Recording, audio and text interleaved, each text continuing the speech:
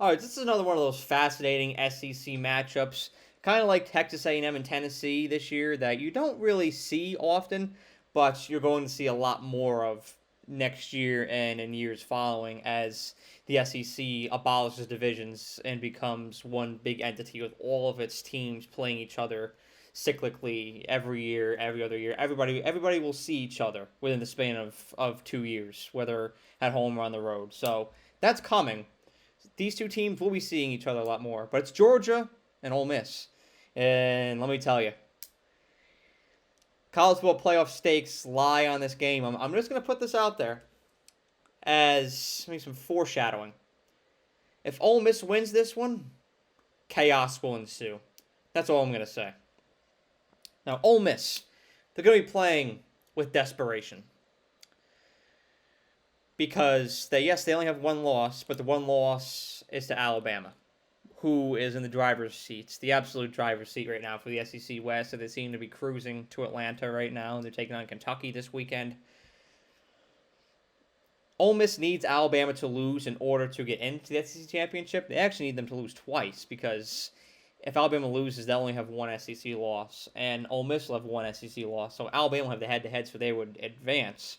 Ole Miss needs Alabama to lose to Kentucky and Auburn. So while it's improbable, Ole Miss just needs to win out to keep those hopes alive. Their backs are against the wall, and historically, and Lane Kiffin acknowledged this week, they have not been great with their backs against the wall.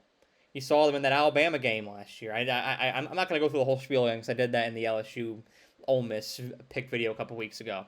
I'm not going to go through the whole spiel again, but Ole Miss has not been great in these high stakes games, and they're going on the road to Athens. So there is a lot of pressure.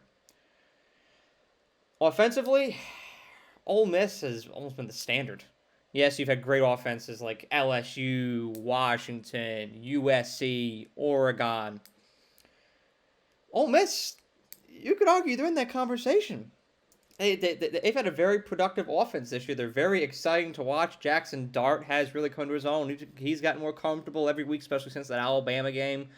Trey Harris, their wide receiver, the transfer from UTSA, he's been the most productive receiver on that team this year. Quinton Judkins, of course, adding to the mix. So it's a very dangerous Ole Miss offense. And as good as that Georgia defense is, I'd be silly to say that they're not going to have their hands full. Because to this point, this is probably the best offense that they played this year, and it may be the best that they do face with the college football playoff excluded if Georgia makes it that far. Ole Miss is scoring almost 40 points a game.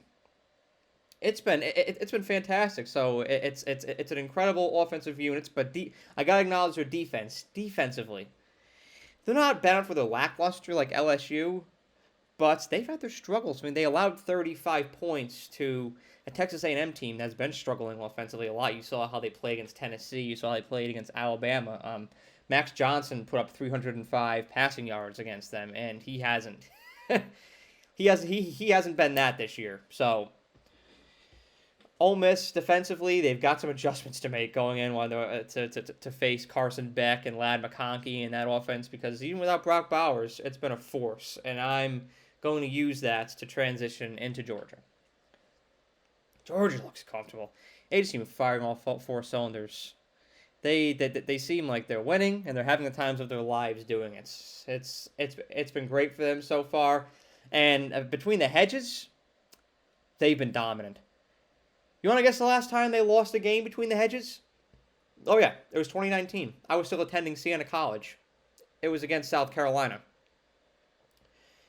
It's a long time. It's 4 years. A lot has happened in 4 years. Look at a picture of me in 2019. Look at a picture of me in 2023. There's a lot of development that takes place. There's a lot that happens over 4 years.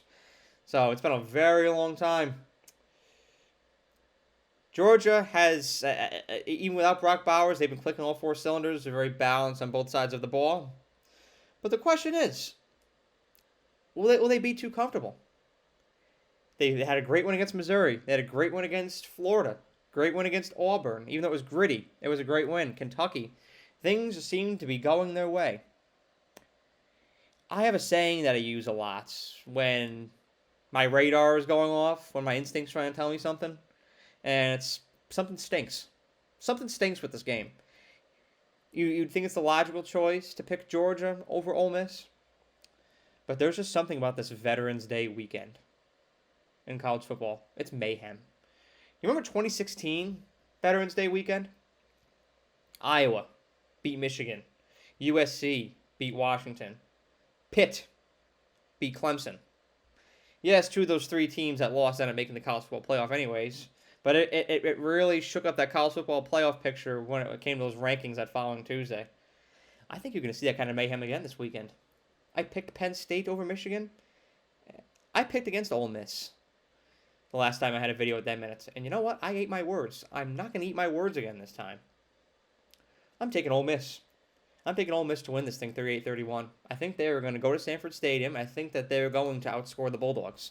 I know I sound deranged. I know I sound insane when I say that. You may be thinking, Brian, what has gotten into you? And it's instinctual. So, and I know that some of you guys listen to these videos for like betting advice. I'm not giving you betting advice. I can't even tell you off the top of my head what the point spread is for this game. So I'm not at all saying put your money on Ole Miss. But there is something internal trying to tell me that Ole Miss is going to win this game. All the numbers, all the facts back up Georgia, but there's some times where you just have to push against the grain. This is one of those weekends. My guts tell me Ole Miss, and that's what I'm going with. And if they lose, I'll die on this hill. If they lose, I'll eat it. I'll take the heat. I'll take the criticism, but that's my pick for this weekend. Have a great day. Thank you so much for watching this video.